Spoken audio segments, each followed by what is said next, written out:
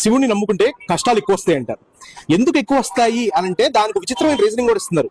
ఏంటంటే ఆయన నమ్ముకుంటే అంటే ఆయన కర్మను తొందరగా తీసేస్తా ఉంటాడంటే అవి కష్టాల రూపంలో వాషవే అయిపోతాయంటే అందుకని మన కష్టాలు ఎక్కువ వస్తాయండి శివుని నమ్ముకుంటే. ఒకళ్ళు ఇద్దరు కాదు, నాకు 4-5 వీడియోలు డిఫరెంట్ క్రియేటర్స్ చేసి కనిపించినాయి. ఇవన్నీ ఇండైరెక్ట్ గా శివుడు అంటే భయం నాటాలని చెప్పి ట్రై చేస్తున్నారు మీ మైండ్ లో. అరే ఇప్పుడు ఇందులో నిజానిజాలు ఎంతో చూద్దాం. శివుని నమ్ముకుంటే కష్టాలు ఎక్కువ వస్తాయా?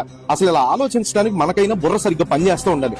ఎందుకంటే కర్మ అనే కాన్సెప్ట్ ప్రాణబద్ధంగా నిలబడితే ఓకే సరే, ఈ కర్మల్ని కడిగేయగలిగిన వాడు ఎవరు? శంకరుడు, మహాకాలుడు, కాలానికి అధిపతి. ఆయన తలుచుకుంటే నీ టైం ని ఇంట్లో గోడ గడియారం తిప్పినట్టు టక్ టక్ టక్ అని చెప్పి తిప్పేయగలడు. అటువంటి మహానుభావుడికి నీ కర్మను తీసేయటం పెద్ద విషయం అసలు.